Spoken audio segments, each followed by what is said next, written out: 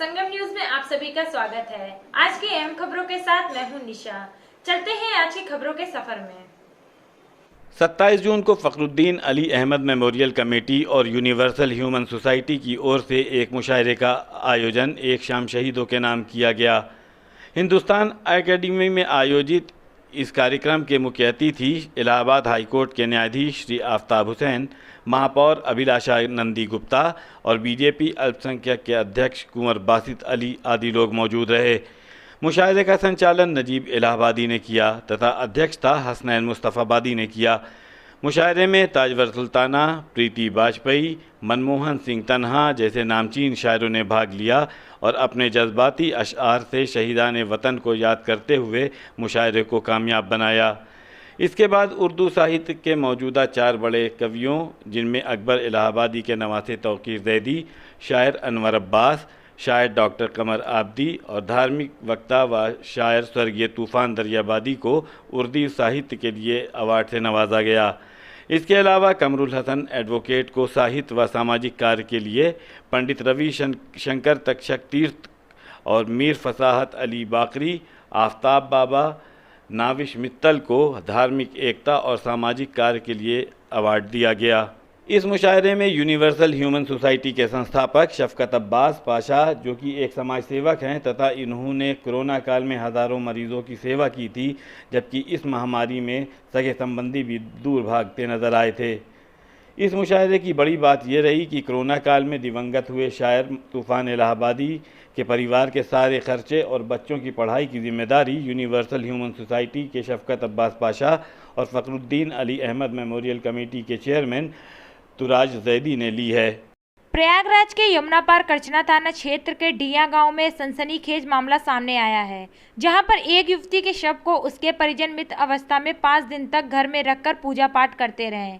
शव से बदबू आने के बाद गांव वाले ने पुलिस को सूचना दी तो मौके पर पहुंचे अधिकारियों ने घर के अंदर जाकर देखा तो मृत युवती के शव के आसपास तंत्र विज्ञा का ढोंग रचाया गया था। दरअसल डिया गांव निवासी अभय राज के परिवार में 3 बेटे व 5 बेटियां हैं। 4 बेटियों की शादी की जा चुकी है, जबकि एक बेटी की शादी होना बाकी है। चौथे नंबर की बेटी की शादी के बाद ससुराल से वापस आई है। तब से मानसिक रूप से बीमार होने के कारण पूरे परिवार के साथ मारपीट करती थी और देवी देवताओं के नाम से सबको परेशान करती थी। घर के सभी लोगों को बिना खाना पानी के कमरे के अंदर बंद कर रखी थी।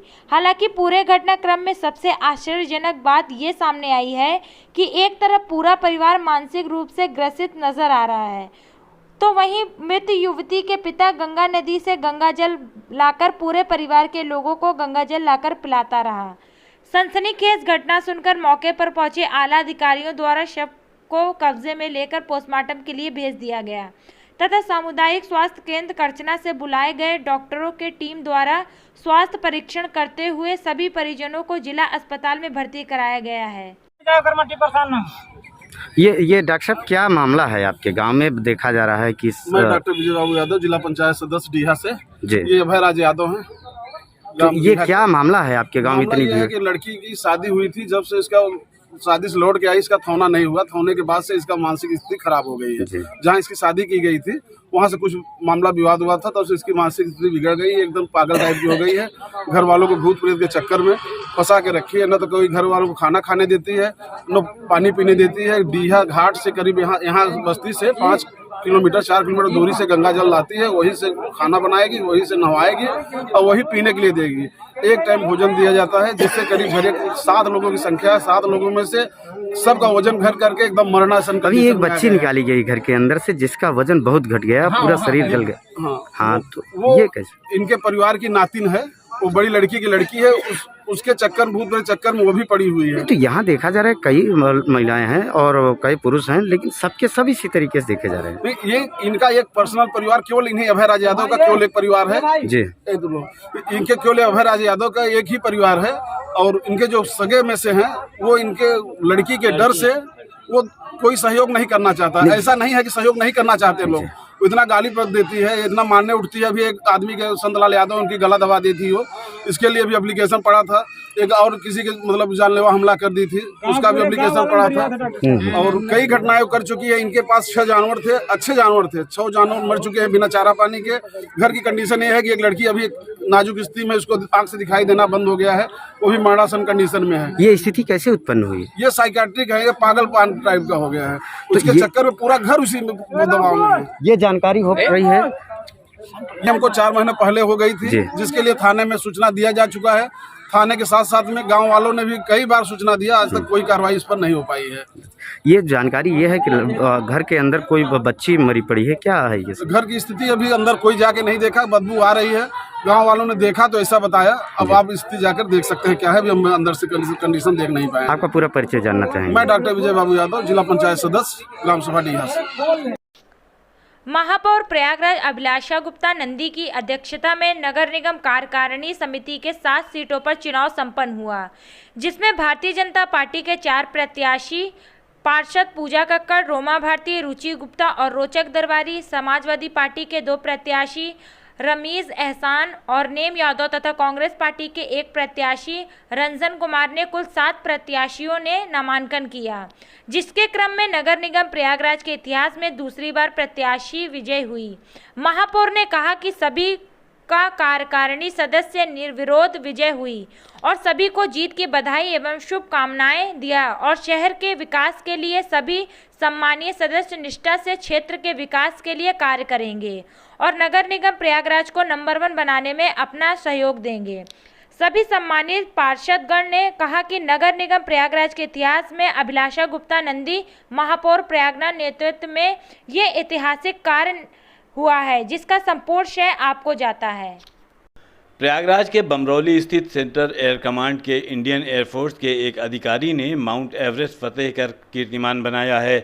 सेंट्रल एयर कमांड के विंग कमांडर विक्रांत ओनियाल, जो खुद एक पर्वतारोही भी हैं, ने अपने धैर्य और सहन शक्ति से आज़ादी के अमृत महोत्सव के अंतर्गत ये कीर्तिमान बनाया है।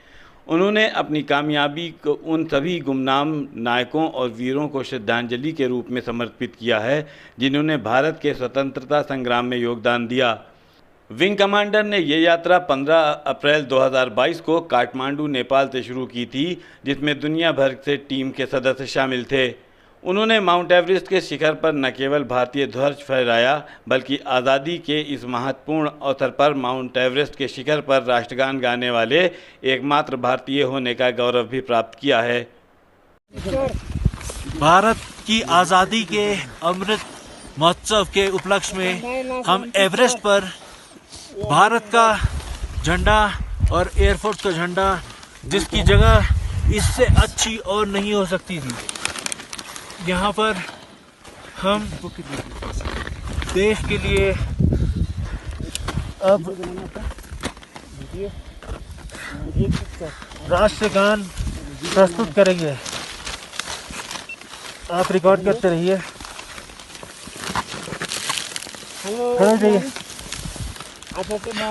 एवरेस्ट से सीधा जनगण मन अधिनायक जय हे, भारत भाग्य विधाता, पंजाब सिंध गुजरात मराठा द्राविड़ उत्कल बंगा, विंध्य हिमाचल यमुना गंगा, उच्चल जलधि तरंगा, तब शुभ नामे जागे, तब शुभ आशीष मांगे, गाए सब जय गाथा, जनगण मंगलदायक जय हे, भारत भाग्य विधाता, जय हे, जय हे, जय हे, जय जय जय जय हे।